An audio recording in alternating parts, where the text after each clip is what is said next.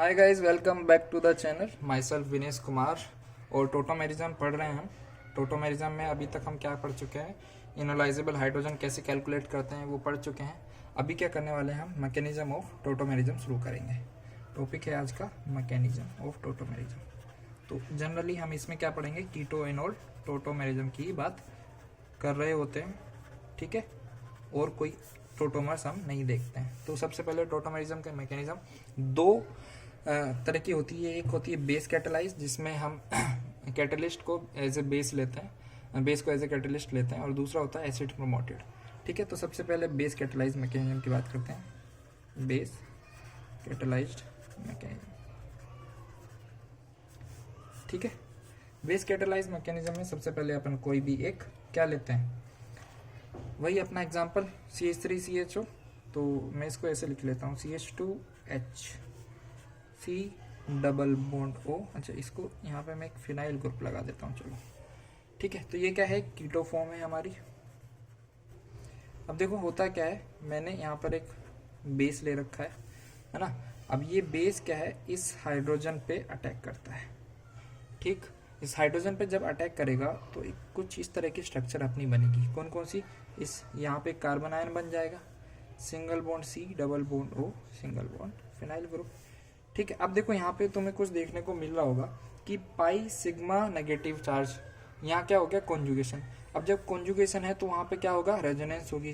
Resonance होगी मतलब ये इलेक्ट्रॉन पेयर यहाँ आएंगे और ये बॉन्ड आगे शिफ्ट हो जाएगा, टूट जाएगा। तो अपनी रेजोनेटिंग स्ट्रक्चर क्या हो जाएगी, CH2 double bond C single bond O minus, और यहाँ पे हो जाएगा अपना फिनाइल ग्रुप।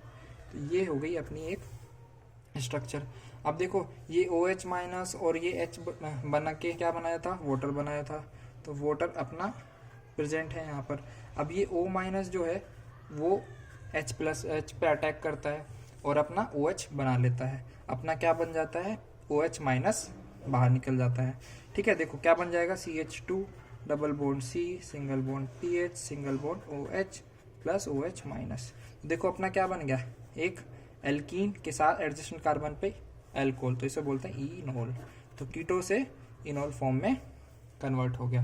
अब देखो इसको बेस कैटेलाइज्ड क्यों बोलते हैं, क्योंकि हमने बेस को लिया था और वो बेस पूरी रिएक्शन करा के अपना वापस मिल गया, ठीक है। तो यहाँ पे बेस क्या कर रहा है, एज ए कैटलिस्ट काम कर रहा है। समझ में आती है। तो ये थी हमारी बेस कैटेलाइज मैकेनिज्म। समझ में आया। सबसे पहले क्या करेंगे, बेस है वो अटैक करेगा हाइड्रोजन पे। हाइड्रोजन कौन सा होना चाहिए, ये -M ग्रुप के एडजेसेंट वाला कार्बन, उसके ऊपर जो हाइड्रोजन प्रेजेंट है, ठीक है। अब देखो उस पे बेस अटैक करेगा। बेस अटैक करने के बाद कार्बन आयन जनरेट होता है और मिस में मिलती है हमको कॉन्जुगेशन। कॉन्जुगेशन की वजह से होता है क्या है, रेजोनेंस होती है। रेजोनेंस फिर होके अपना जो वाटर मोलिक्यूल बना है उस पर अटैक करता है। अटैक करके हमारा क्या बन जाता है, इनोल। तो कीटो फॉर्म इनोल फॉर्म में चेंज हो जाता है। समझ में आती है बात, बिल्कुल सही। अब देखो क्या करते हैं, एक दूसरी अपनी क्या थी, ये तो हो गई बेस कैटलाइज। अब बोलते हैं एसिड प्रमोटेड, है ना, acid promoted mechanism. Acid promoted mechanism तो सिंपल है, वही सेम एग्जांपल ले लेते हैं। CH3 C double bond O single bond H, ठीक है। इसमें क्या होगा अपना, देखो ये इसको ऐसा बना लो, है ना, इंटर कन्वर्टेबल है ना सब एक दूसरे में। तो ये हो गया H प्लस, एसिड है तो H प्लस रहेगा। अब देखो यहाँ पे लोन पेयर होते हैं, है ना, इलेक्ट्रॉन डेफिशिएंट है, तो ये अपना क्या करता है, इसको बॉन्ड बनाने की कोशिश करता है इलेक्ट्रॉन देके। अब बॉन्ड बनाएगा तो क्या होगा, देखो कुछ इस तरीके से CH2, मैं इसको आगे जरूरत पड़ेगी तो पहले से ऐसे लिख लेता हूँ, C और यहाँ पे क्या हो जाएगा PH double bond OH plus, ठीक है। अब देखो हो क्या रहा है, OH ऑक्सीजन है, उस पर प्लस चार्ज आ गया। प्लस चार्ज आएगा ऑक्सीजन पे तो बहुत अनस्टेबल होता है, तो क्या करेगा, ये इलेक्ट्रॉन डेंसिटी पुल करेगा, मतलब इलेक्ट्रॉन को पुल करेगा अपनी तरफ, और इस पे क्या हो जाएगा, इलेक्ट्रॉन डेफिशिएंट हो जाएगा ये कार्बन, और ये कार्बन फिर इलेक्ट्रॉन कहाँ से पुल करेगा, यहाँ से। तो ये बॉन्ड टूट जाएगा इसकी इलेक्ट्रॉन डेफिशिएंसी को पूरा करने के लिए, और ये बॉन्ड आगे की तरफ टूट जाएगा, ठीक है, समझे। क्योंकि पॉजिटिव चार्ज तो स्टेबल नहीं है ऑक्सीजन पे, तो सिंपल यहाँ पे हमारा क्या हो रहा है, रेजोनेंस, जो कुछ इस तरीके से दूसरा स्ट्रक्चर हमको बना के देगा, CH2C OH। समझे बात को? ठीक है, तो इस तरीके से होती है हमारी एसिड कैटालाइज मैकेनिज्म। कोई बड़ी बात नहीं है, छोटी छोटी सी रिएक्शंस है, एकदम इजी। सबसे पहले क्या आ रहा है, ऑक्सीजन वो H+ पे अटैक कर रहा है, फिर वहाँ पे रेजोनेंस हो रहा है। रेजोनेंस क्यों हो रहा है, देखो ऑक्सीजन पे प्लस चार्ज आ गया जो कि काफ़ी अनस्टेबल होता है, तो ये इलेक्ट्रॉन अपनी तरफ खींचेगा कैसे, ये बॉन्ड तोड़ के। अब यहाँ पे इलेक्ट्रॉन डेफिशिएंसी आएगी तो ये वाला बॉन्ड तोड़ के अपनी इलेक्ट्रॉन डेफिशिएंसी को फिलअप करेगा। सिंपल है, ठीक है। बहुत सही। अब देखो मैं कुछ एग्जाम्पल्स लेता हूँ। एग्जाम्पल्स जैसे एक हो गया अपना double bond O, single bond H, यहाँ पे है। इसको बताओ अगर मैं बेस कैटालाइज्ड मैकेनिज्म से कर रहा हूँ और क्या बनेगा। सिंपल, पहले तो मैं बोल सकता हूँ क्या है, इनोल बन जाएगा। इनोल भी किस टाइप का, अगर मान लो मैं यही कर रहा हूँ तो ये OH हो जाएगा और ये डबल बॉन्ड कैसे यहाँ पे अटैक करेगा। देखो मैकेनिज्म देखते हैं। OH माइनस ने अटैक किया। OH माइनस कहाँ पे अटैक करेगा, एडजेसेंट कार्बन के हाइड्रोजन ग्रुप पे।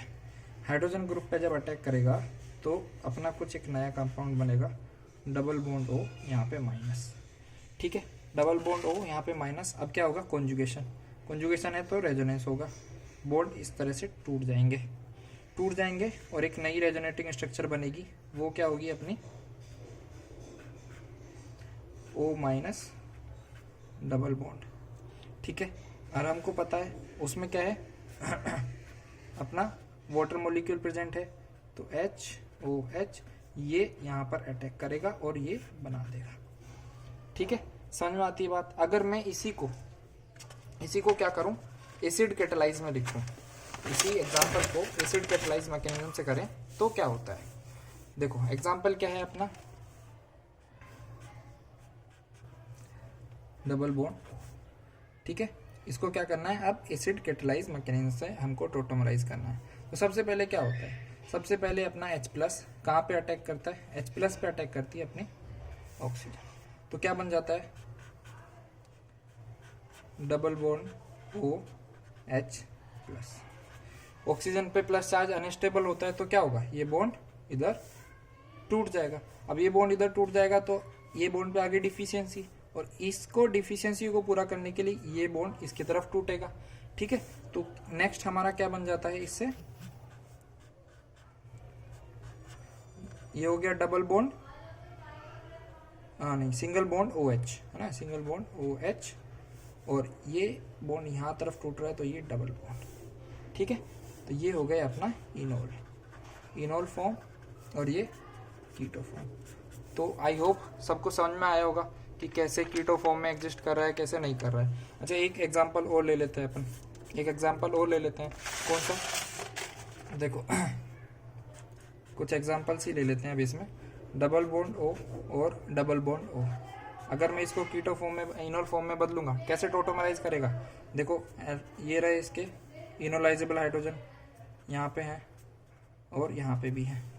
ठीक है, समझ में आती बात। तो देखो दोनों तरफ हैं, अब दोनों तरफ हैं तो कैसे होगा, ये तुम्हारा इसमें ऐसे कन्वर्ट करेगा, OH यहाँ पर, और ये है तुम्हारा डबल, ये हो जाएगा OH और ये इस तरफ बॉन्ड बनाएगा। ठीक है, समझ में आती बात। तो ये हो गया तुम्हारा इनोल फॉर्म। ठीक है, अगर तुम इधर ऐसे भी करते, मान लो तुम इधर से निकाल रहे हो तो एक्टिव मिथाइल ग्रुप होता है कि ये इससे हमको एक बनाना पड़ेगा। ठीक है, बाकी को हम इससे बना सकते हैं, इन दोनों में से किसी को भी बना सकते हैं। तो इससे बनेगा तो अच्छा रहेगा। क्यों बनेगा, देखो अगर मैं इसको ऐसे कर रहा हूँ, यहाँ से मैंने एक हाइड्रोजन निकाला, एक हाइड्रोजन निकाला तो यहाँ पे एक अनायन बनेगा। अब कार्बन आयन के पास में जितना -M ग्रुप रहेगा उतना ही ज़्यादा स्टेबल होता है। क्यों, -M ग्रुप क्या है, इसका इलेक्ट्रॉन डेंसिटी को क्या कम कर रहा है, इलेक्ट्रॉन डेंसिटी को कम कर रहा है, और इलेक्ट्रॉन डेंसिटी को कम कर रहा है, इसका मतलब हम क्या सोच रहे हैं कि ये ज़्यादा स्टेबल है। क्यों, क्योंकि हमको पता है लेस द चार्ज, जितना कम चार्ज रहता है उतनी स्टेबिलिटी ज़्यादा रहती है। ठीक है, और ये तो क्या कर, -M ग्रुप क्या कर रहे हैं, दो -M ग्रुप की स्टेबिलिटी मिल रही है इसको। ठीक है, इसलिए हम इस वाले हाइड्रोजन को निकालते हैं। कुछ लोगों के आ रहा होगा दिमाग में कि इधर से और इधर से, दोनों इधर से क्यों नहीं निकाले, तो इसलिए नहीं निकाले हैं। ठीक है, बिल्कुल सही। अब देखो एक एग्जांपल है, बड़ा इंपॉर्टेंट सा है, इसको देखना। ये हो गया, देखो ये है डबल बॉन्ड O, यहाँ पर मिथाइल ग्रुप है और यहाँ पर भी मिथाइल ग्रुप है। ठीक है, और एक ये ब्रिज कार्बन है। समझ में आती बात? अब मैं इसको बोल रहा हूँ कि इसको टोटोमराइज कराना है। टोटोमराइज कराने के लिए सबसे पहले उसमें क्या होना चाहिए, एक इनोलाइजेबल हाइड्रोजन, मतलब एडजेसेंट कार्बन पे हाइड्रोजन, और वो भी एडजेसेंट कार्बन भी sp3 होना चाहिए। अब देखो ये sp3 है, लेकिन इस पे हाइड्रोजन अपना प्रेजेंट नहीं है। ये sp3 है, इस पे हाइड्रोजन अपना प्रेजेंट है। तो क्या ये टोटोमराइज करेगा?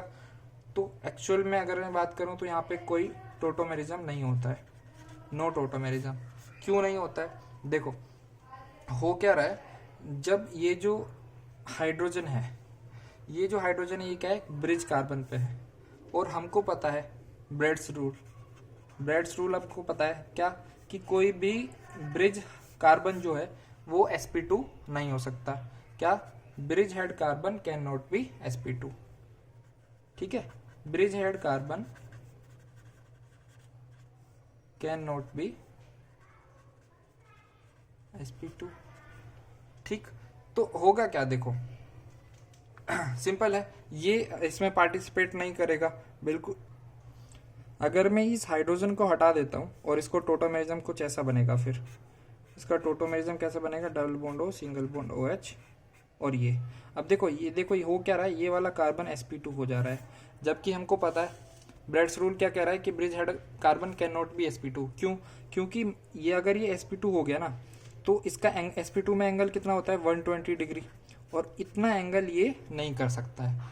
कब तक नहीं कर सकता है? जब तक कोई एक रिंग कम से कम कितने 8 मेंबर की ना हो, तब तक ये जो है वो sp2 में नहीं आ सकता। ठीक है, क्योंकि एंगल स्ट्रेन बहुत ज़्यादा होती है, और जो स्ट्रक्चर है, जो फॉर्म होगी, वो बहुत ही ज़्यादा अनस्टेबल होगी।